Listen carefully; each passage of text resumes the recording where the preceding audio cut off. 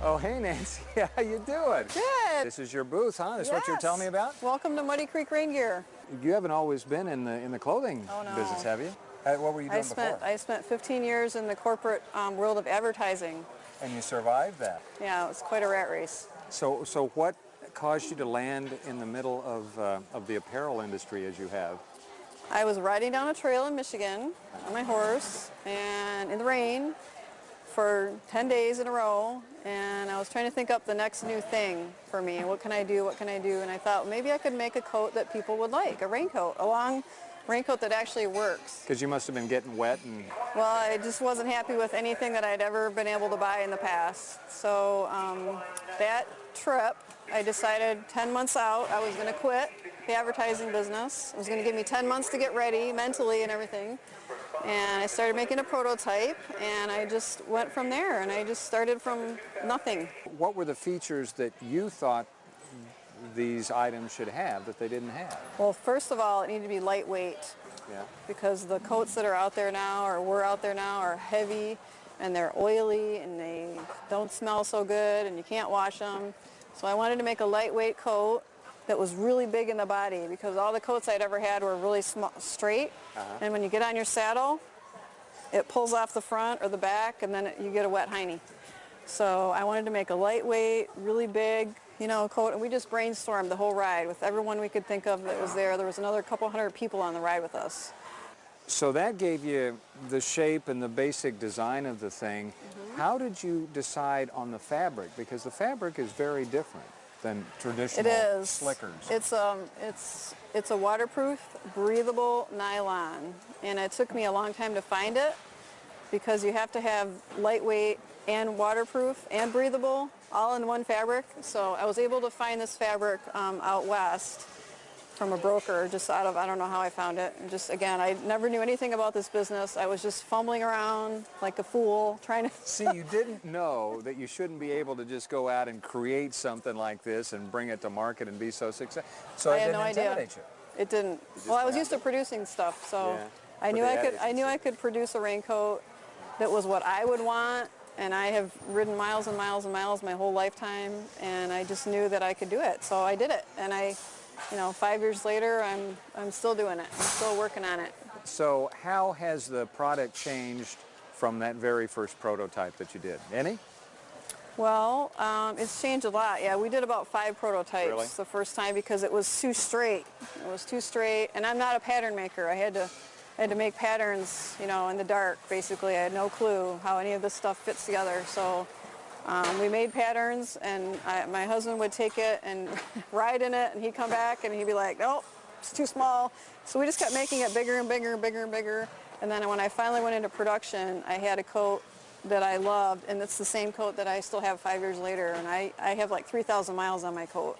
That's the original one of the I have final like design. the 5th prototype. I have the final one. So can I try one of these on? I would love for you to try one on. I think I have your size right here. I do. This is our chocolate coat.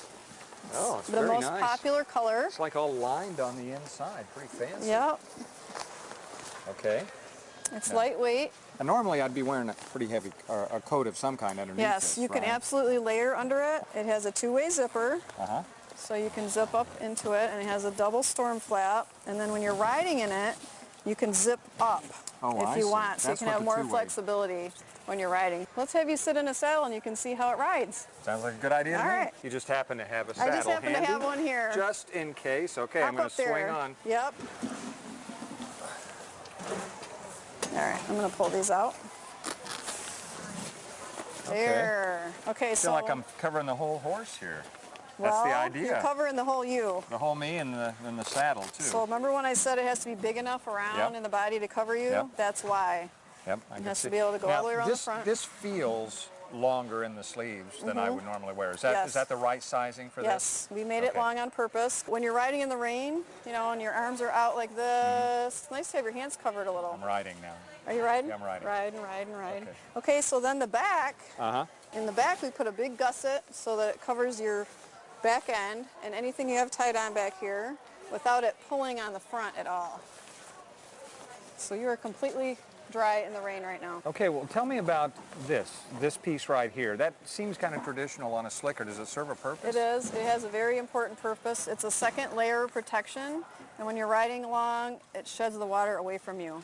Oh, okay. So it's just an added layer of protection. And the other neat thing about this is that you can get your name embroidered on it. Very or your nice. ranch name on the back, Right. and it won't affect your waterproofness. Now I don't have the hood up, but this does have a hood. You could use it with It or has a without hood. the hood. It The hood will will- roll into the collar. The hood Is that? fits in the collar, but the other neat thing about the hood that's unique is it will cover a helmet.